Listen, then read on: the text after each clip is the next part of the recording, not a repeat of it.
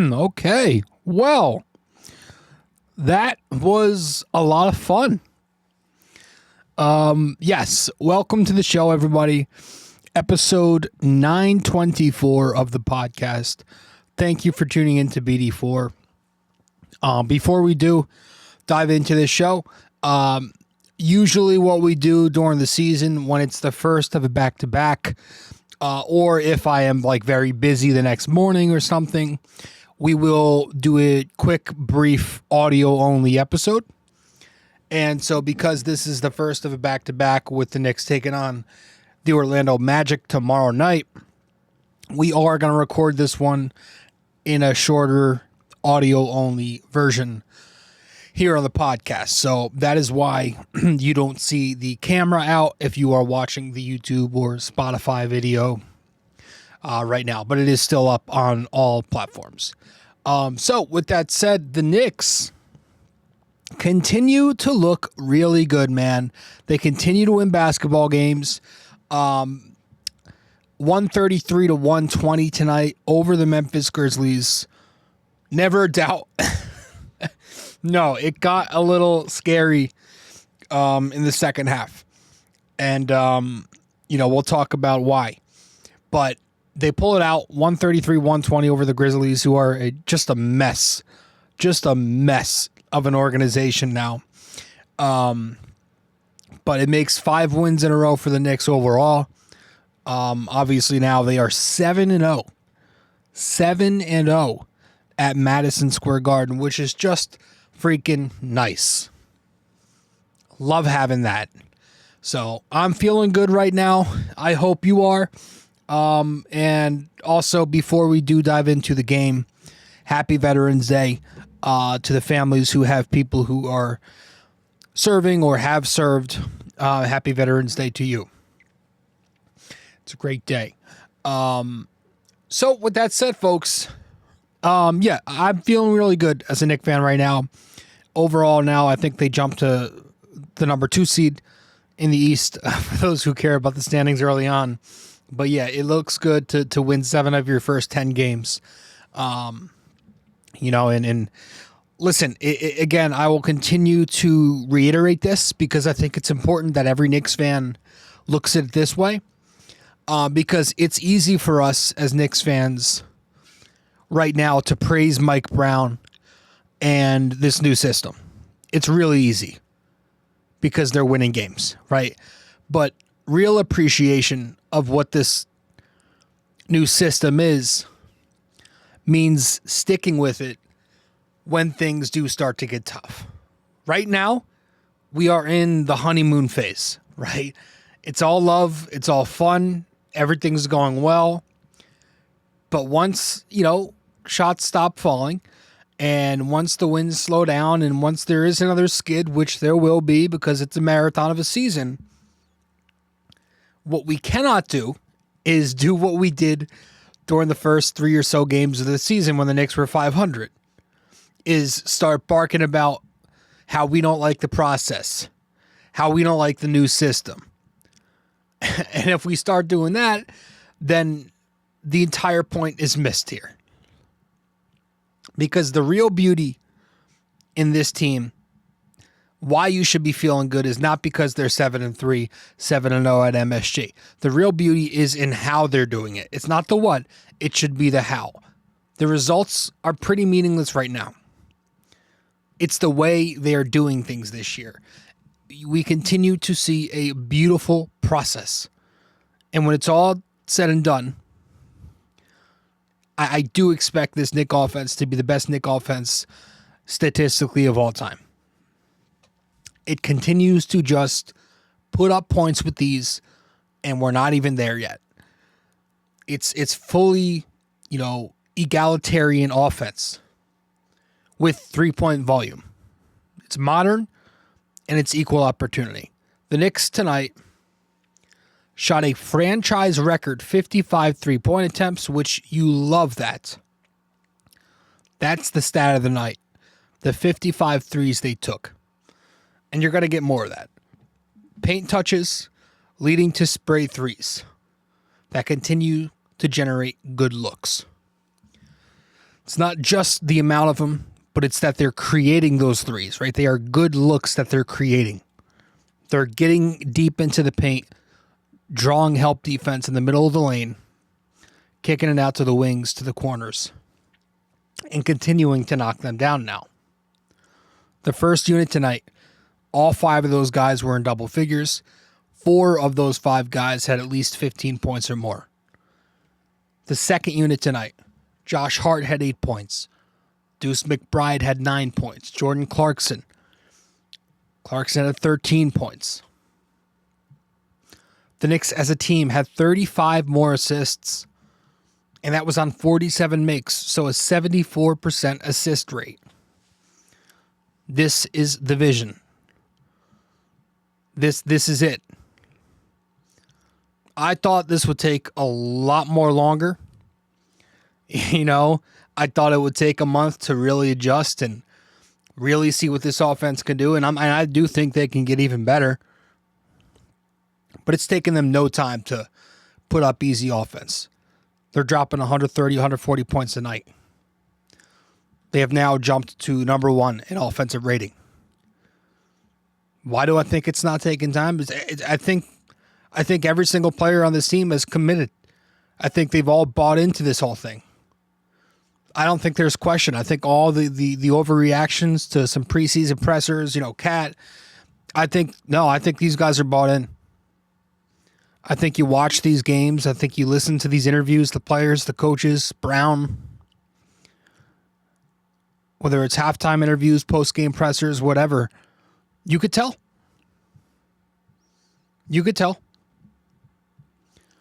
They're bought in. So, yeah, 22 out of 55 was the final number on the three-point line tonight, so that's 40%. And that's with OG Anunoby having an off night, who was 1 for 10. So you take OG Anunoby's 1 for 10 out, all other 8 Knicks were 47% combined. So get used to this style of offense because they have great shooters and because, again, they generate these good looks. The best part is when Memphis started making that comeback late in the second half, what the Knicks didn't do was panic and wilt and go back to their old ways. No, they stuck with their process. They trusted it, and they kept shooting those three-pointers because the looks were there. They were generating good offense out of what they were running in the half court. Some may say, Justin, is there some truth to maybe finding more of a balance when you're up that big? Sure. But at the same time, if you are, and I'm going to say this for the 7th time maybe already, if you are generating good looks, I don't care if they're not missing, if they're not making it. Because when you have the personnel, positive regression always comes back around. So everything was there tonight that we wanted to see. Saw some really beautiful, notable plays. I think very early in the first quarter, you saw the Knicks run a pistol action that got Landry Shamet an open three-point look. Landry Shamet slips the screen off of the switch. I think it was off a blitz. It was off of a blitz. He switches it. He slips the screen. And because they blitzed it, it opened him up. I don't know if it was a switch. Might have been like mid-switch. He slips the screen, and that opened him up. Stepped back for a 3 on the corner. But it was a nice pistol play between him and Jalen. And then in the first half, I think it was more in the second quarter maybe, just a beautiful Brunson, Hart, short pick and roll. Hart makes a really nice pass off the short roll to a cutting OG Anunoby from the corner. You had some more actions between Brunson and Towns. Some pick and pop. Towns took 8 more threes, which you liked. He only took 2 threes in the game against Minnesota the other day, or the Nets the other day. He only took 2 threes. Love the fact that he quadrupled that. For his first 3-point attempt, Anunoby curls off him. Landale goes under, and he takes a shot for his second attempt. Landale, again, is playing 2 off of him. He took advantage of that all night. You also saw Deuce McBride set a couple of pin downs for Towns to get some 3-point looks. That was nice. Knocked down a nice trail 3-pointer in the third quarter.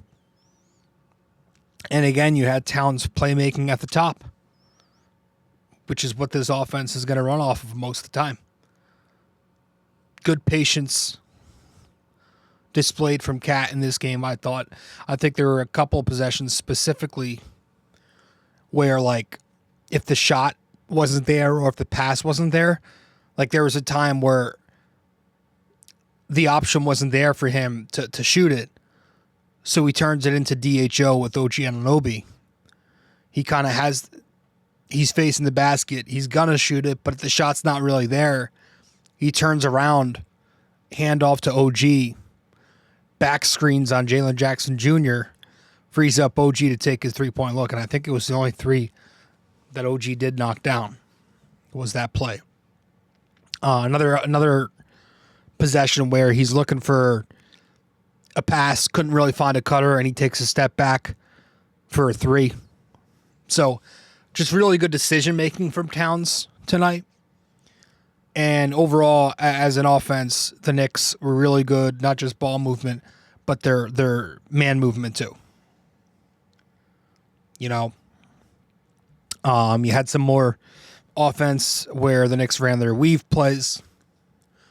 Brunson and Hart in the slot.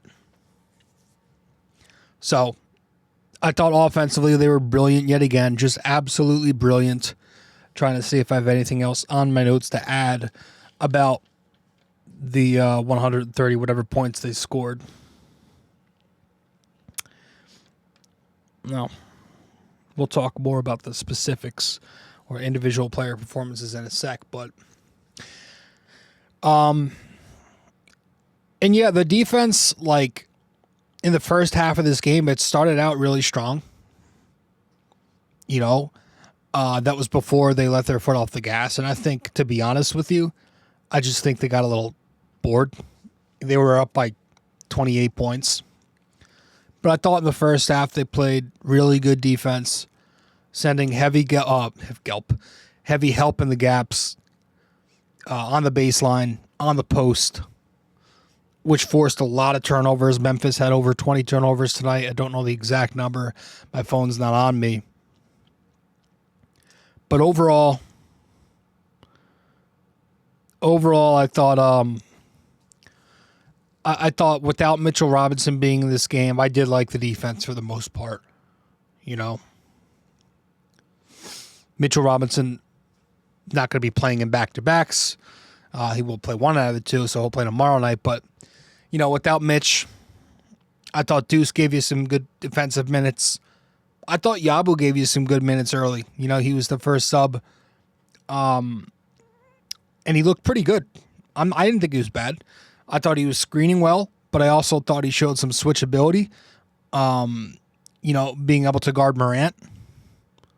So if he continues to do stuff like this and then, you know, just get in shape as the season progresses and the shot starts to fall, you got yourself a player in Yabu. I'm not out on him. He's getting paid $10 million. They're going to try to play him. I thought Mikal Bridges continues to bust his ass on the defensive end.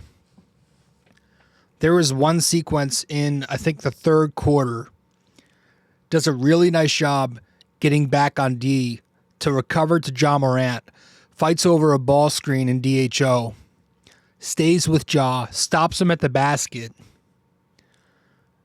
The next time down defensively, completely breaks up a fast break lob attempt after Brunson turns it over on a rip-through move.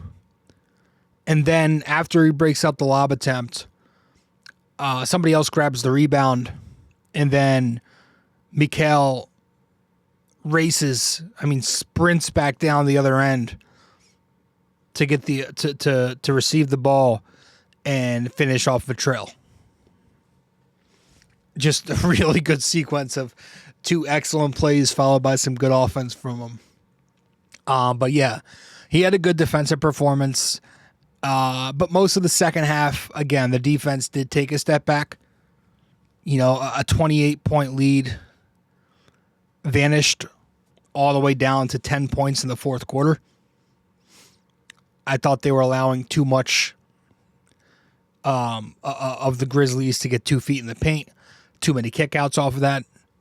A lot of three-pointers and a lot of jump shots allowed. A lot of that was just the Knicks not matching up in transition quick enough.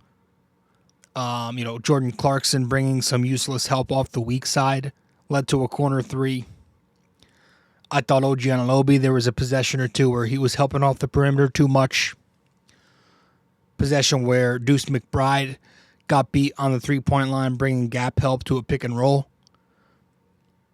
Even Bridges, a little too lax off of a switch on one possession, which led to a wing three.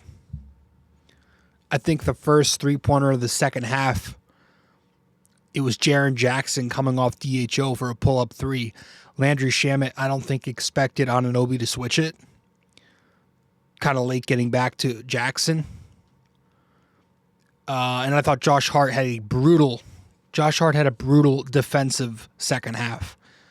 Overpowered on the post, and I thought he was given too much room on the three-point line. Couple baseline jumpers from Wells. Hart's offense was also tough to watch because they were playing off him in this game. They weren't guarding him with the big, but they were still playing off him and allowing that guy to help. But other than that, it was a good game for Hart still. Statistically, at least, he looks good again. I mean, I think that first couple of games where he was slumping is in the woods now. I think that's over with.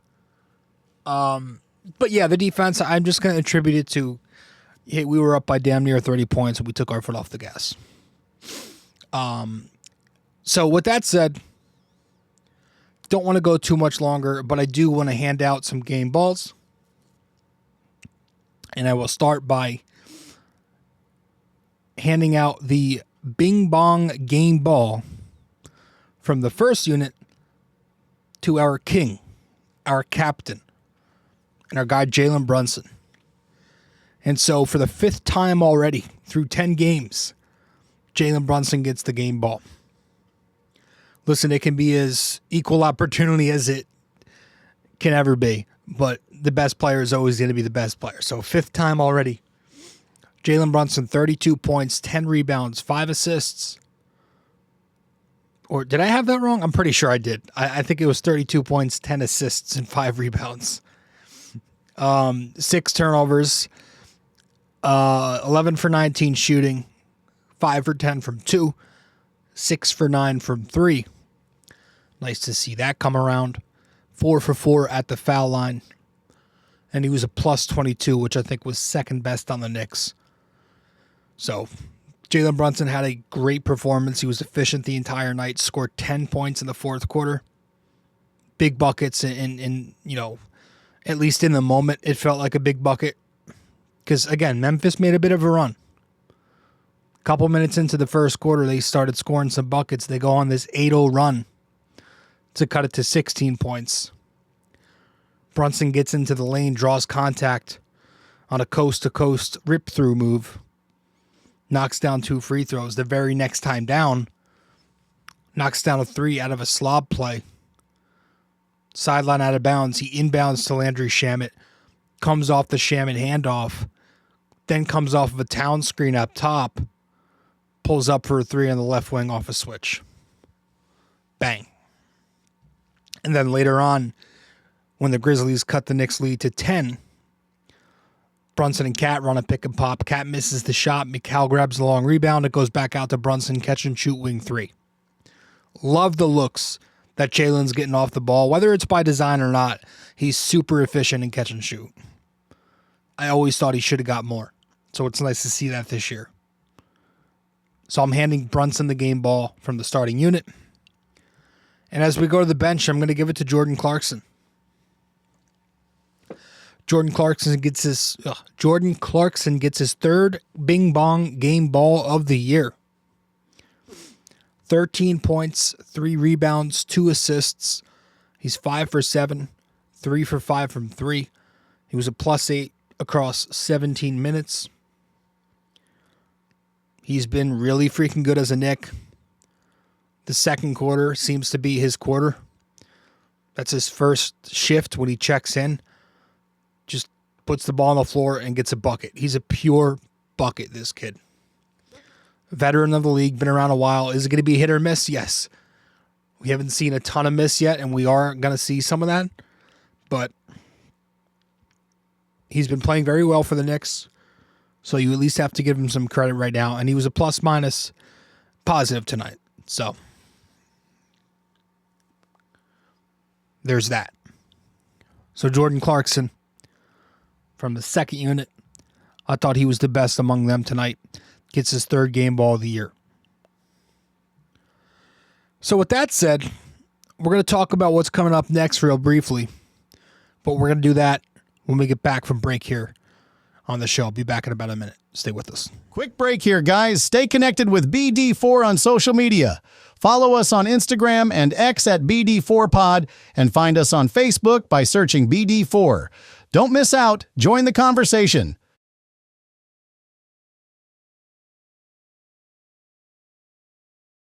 Want more BD4? Subscribe to our YouTube channel and never miss an episode. Hit that like button, drop a comment, and share with your fellow fans. Don't forget to ring that bell so you're always the first to know when a new video drops. Love BD4 but don't have the time to sit down and watch? Don't forget to subscribe on Apple Podcasts and Spotify so you never miss an episode. And if you're enjoying the show, leave us a 5-star rating and a quick review.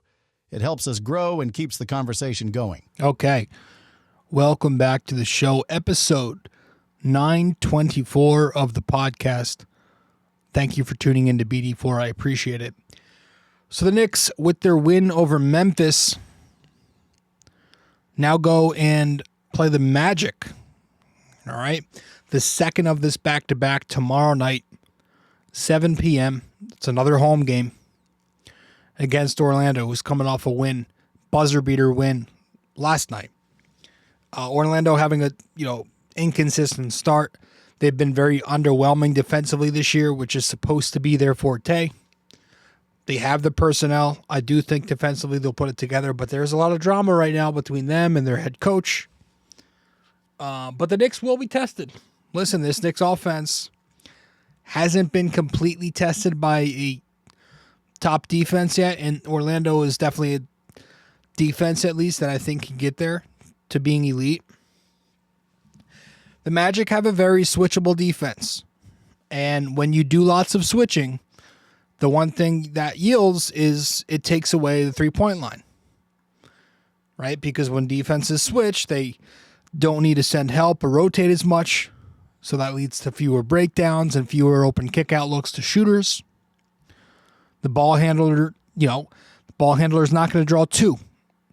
Not going to get blitzed off the pick and roll like you would, if you didn't switch or if a drop or a hedge.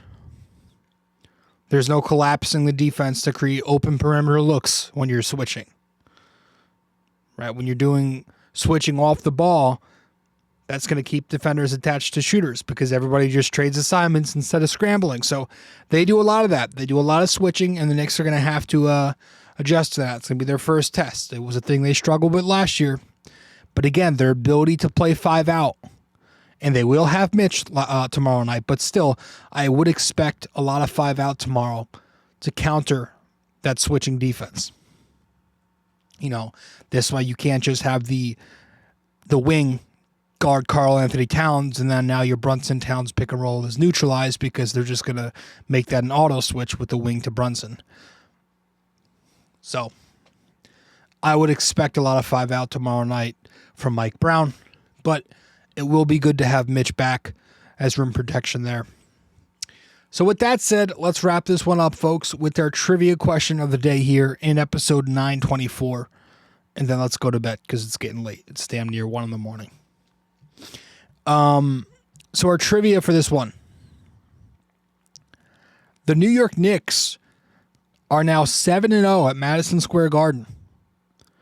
What's the longest home unbeaten start to a season in Knicks history? All right. One more time. The New York Knicks are 7-0 now at MSG. What's the longest home unbeaten start to a season in Knicks history? All right, so let me know the answer. And that's it for this episode. I appreciate everybody for stopping by. Episode 924 is in the books. The Knicks defeat the Grizzlies. They are now undefeated at 7-0 at the Mecca this year. That is awesome. So, I will see you guys soon. I will see you after the Magic game. You are watching BD4. You are listening to BD4. Whatever you're doing to get this podcast, I appreciate it. And I'll see you soon. All right, later. Hey guys, thank you for listening to BD4. Be sure to follow us on social media, subscribe to us on YouTube, and give us a 5-star rating on Apple Podcasts. We'll see you next time.